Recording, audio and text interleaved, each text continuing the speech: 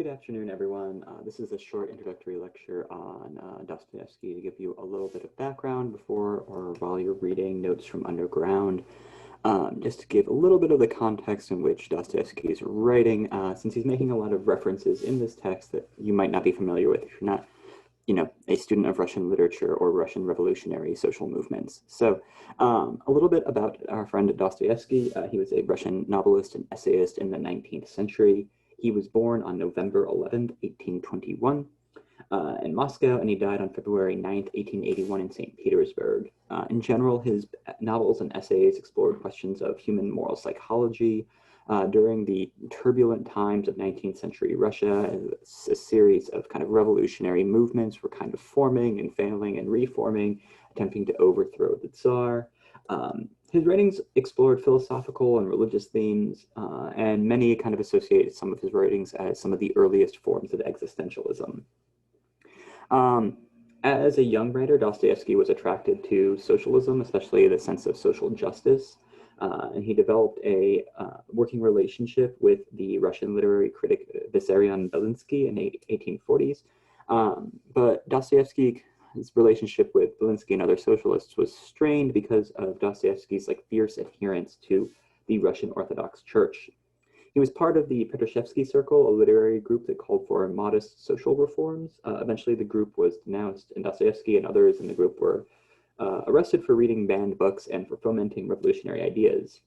This was during the time, at this time, the Russian government was fearful that the revolutions of 1848 that were sweeping across Europe would come to Russia, and so Dostoevsky and some of his associates were tried and sentenced to execution.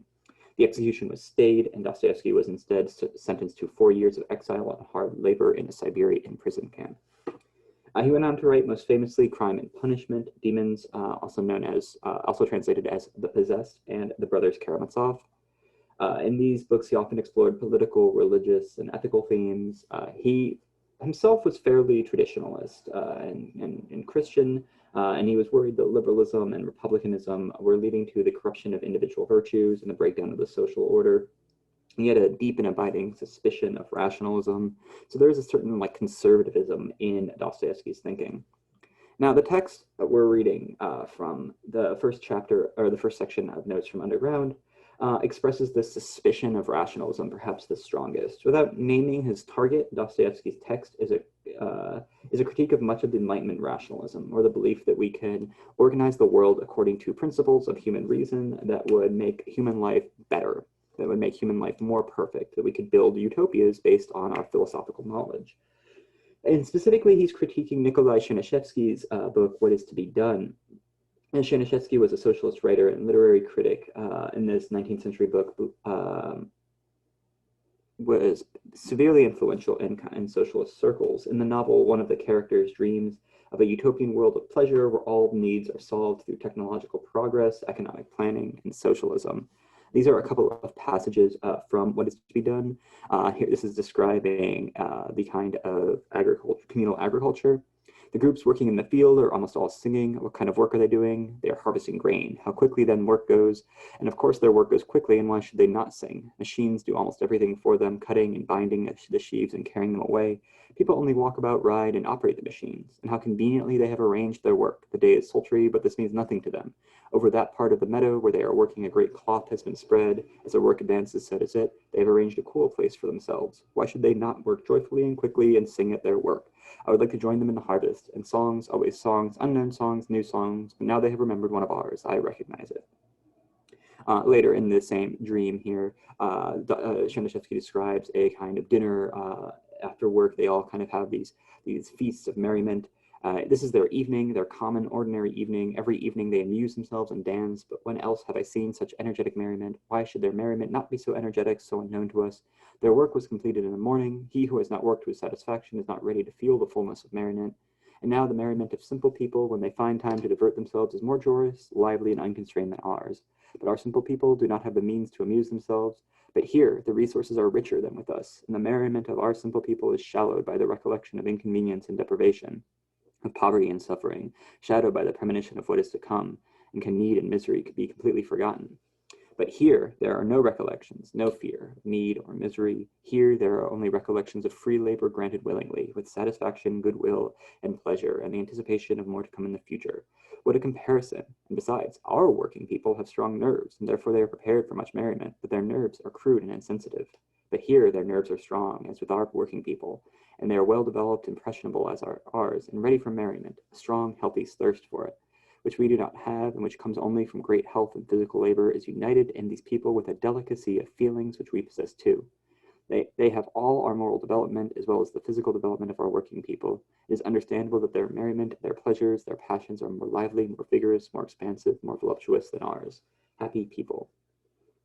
And so we get this kind of like very similar to a More's utopia here. Everyone is communally working, but with the added advances of technology. That technology makes their work easy, it makes their work light. And what is to be done became very influential in Russian literature and in Russian politics, for our case, it's the target of the critique of Dostoevsky's Notes from Underground in 1864. Leo Tolstoy wrote a response essay called What is to be Done, but for Tolstoy, he emphasized the importance of individual moral responsibility against the kind of socialist utopia that Chernyshevsky promised. This book was referred to as the Handbook of Radicalism and was influential in the foundation of the Land and Liberty Society in Russia, which was a Russian revolutionary society in the late 1870s that sought to overthrow the Tsar and establish a kind of agrarian socialism.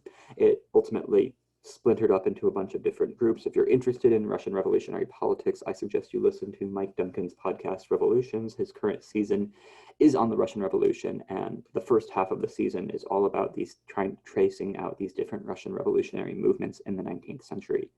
Vladimir Lenin famously, in 1982, copied the title of Chernyshevsky's book in his own book, What is to be Done, in 1902, where he developed the idea of vanguardism, that we needed to have a professional revolutionary class, a party that would kind of educate the masses to become revolutionaries and become socialists. And this is part of the explanation for the split in Russian Marxism between Bolshevism, that argued for professional revolutionaries, and Menshevism had broad-based activist party. So What is to be Done, this utopian novel in Russian literature, is severely influential, and Dostoevsky's target is the kind of rational promise that if we organize society more rationally, that we could not only make society more efficient, but we could provide for everyone's needs, that we could effectively use our reason to figure out what everyone needs in the world and provide for those needs so that everyone would live in perfect happiness and contentment. And that is the kind of the argument that Dostoevsky is going to ridicule in Notes from Underground.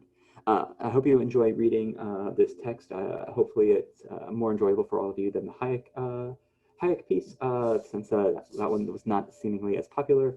And I look forward to discussing this with you next class. Take care. I'll see you next class.